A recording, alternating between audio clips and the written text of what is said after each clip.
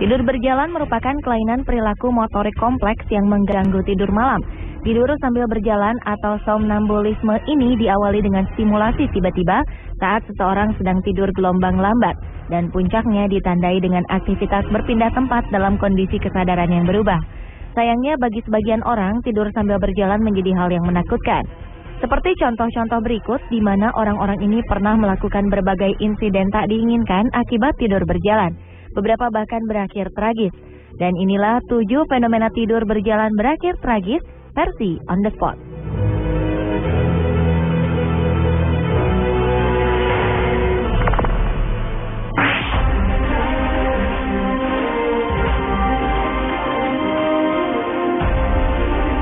Kasus tidur berjalan pertama paling terkenal menimpa Kenneth Parks. Masalah pria asal dari Kanada ini berawal ketika usianya beranjak 20 tahun. Kenneth menderita insomnia setelah ia kehilangan pekerjaan dan mempunyai hutang. Kisah sedihnya ini ternyata memicu kisah tidur berjalannya. Pada 23 Mei 1987, Kenneth Parks tiba-tiba tidur sambil berjalan. Mengherankannya, pria ini bahkan dapat menyetir sejauh 23 km ke rumah mertuanya. Saat itu, Kenneth Parks membunuh ayah mertuanya dan juga melukai ibu mertuanya dalam keadaan tidak sadar. Tragisnya, kisah ini membuat Kenneth merasa sangat bersalah ketika tersadar dan langsung menyerahkan dirinya ke kantor polisi. Setahun kemudian, Kenneth dinyatakan tak bersalah dan ia dibebaskan dari hukuman karena terbukti melakukan tindakan itu di bawah alam sadarnya.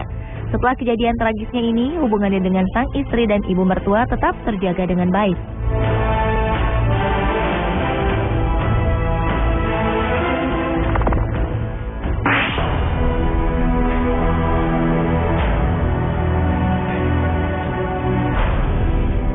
Kasus tidur berjalan selanjutnya datang dari pria bernama Timothy Brugman.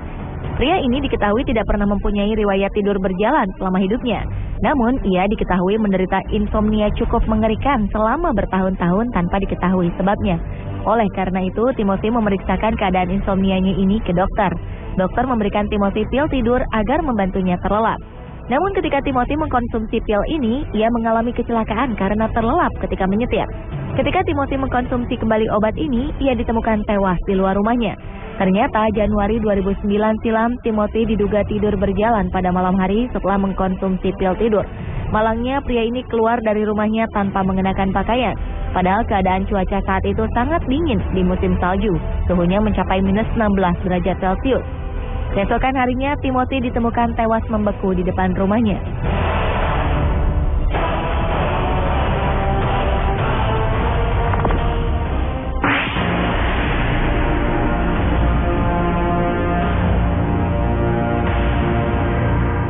Perempuan asal dari Cheshire, Inggris ini harus merelakan badannya menjadi melar di bawah alam sadarnya. Leslie Cusack kerap makan dalam keadaan tidur. Tentu saja hal ini membuat berat badan perempuan berusia 55 tahun ini naik. Pada malam hari, tanpa sadar, Leslie melakukan aksi mengerikan di dapur. Perempuan ini memasak dengan menggunakan oven dan gas sambil tertidur. Tak hanya memasak, tiap malam Leslie juga mengkonsumsi lebih dari 2.500 kalori. Hal ini membuat Leslie Cusack akhirnya berkonsultasi kepada dokter karena berat badannya naik drastis tanpa ia sadari. Ketika diteliti, ternyata tak hanya bahan makanan saja yang ia konsumsi. Pada saat tidur berjalan, Leslie terkadang memakan sesuatu yang bukan untuk dikonsumsi. Pelembab badan adalah salah satu contohnya. Bahan berbahaya lain seperti cat dan deterjen juga dikonsumsi oleh perempuan ini. Untuk mengatasi masalah ini, Leslie menjalani terapi. Alarm disiapkan untuk membangunkannya jika ia membuka pintu.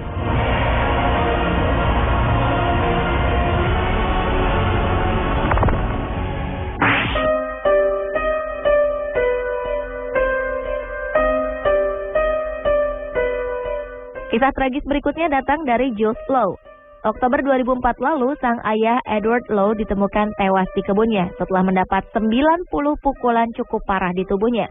Jules Lowe pun menjadi tersangka utama dari kasus pembunuhan ayahnya sendiri. Seorang tetangga rumahnya menjadi saksi bahwa Edward yang berusia 83 tahun keluar rumah pada malam hari bersama putranya, Jules, dengan keadaan mabuk berat. Jules pun akhirnya mengakui bahwa dia membunuh ayahnya, namun dengan keadaan tidak sadar. Jules Lowe mengatakan bahwa keluarganya secara turun-temurun mempunyai kebiasaan aneh tidur berjalan setelah mengkonsumsi alkohol. Menurut ingatannya, ketika tidur berjalan, sang ayah memukuli Jules Lowe. Jules pun berusaha membela diri dari serangan ayahnya. Tragis, pembelaan dirinya ini membuat Jules Lowe harus merelakan nyawa ayahnya. Jules Lowe kemudian dilaporkan atas kasus pembunuhan ayahnya. Namun karena perbuatannya itu dilakukan dalam ketidaksadaran kedua belah pihak, Maret 2005 lalu, Jules Lowe berhasil lolos dari hukuman pidana.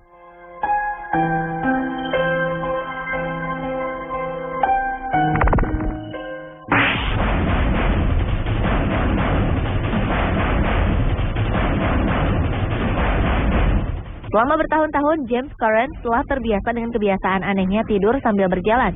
Namun pada 1998 ketika usianya menginjak 77 tahun, James tidur berjalan menggunakan tongkatnya keluar dari rumah menuju danau di dekat rumah. James terkejut ketika ia terbangun lantaran tubuhnya sudah terendam di dalam danau. Tak hanya itu, James juga dikelilingi oleh buaya di dalam danau.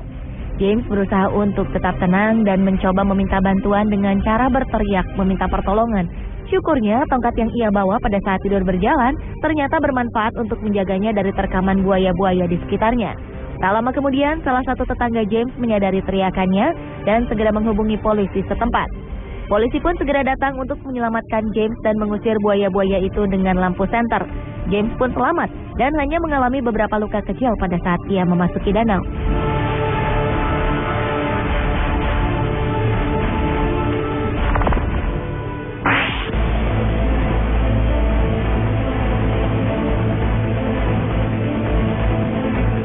Meninggalnya André Monnier belum bisa terpecahkan di Prancis pada abad ke-19 menyebabkan detektif terkenal dipercayai untuk mengusut kasus pembunuhan ini. Detektif Robert Ledru diminta datang untuk memecahkan kasus ini.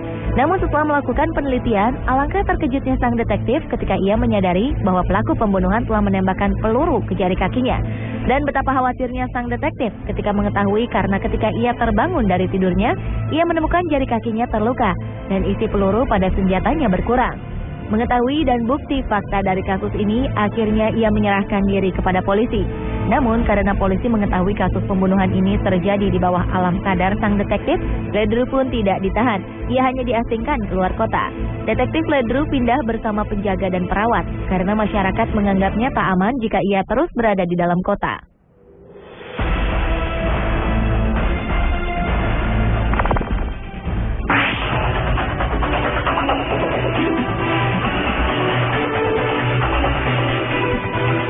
Ternyata tak hanya orang dewasa saja yang dapat tidur berjalan, namun fenomena tidur berjalan juga dapat terjadi pada anak-anak.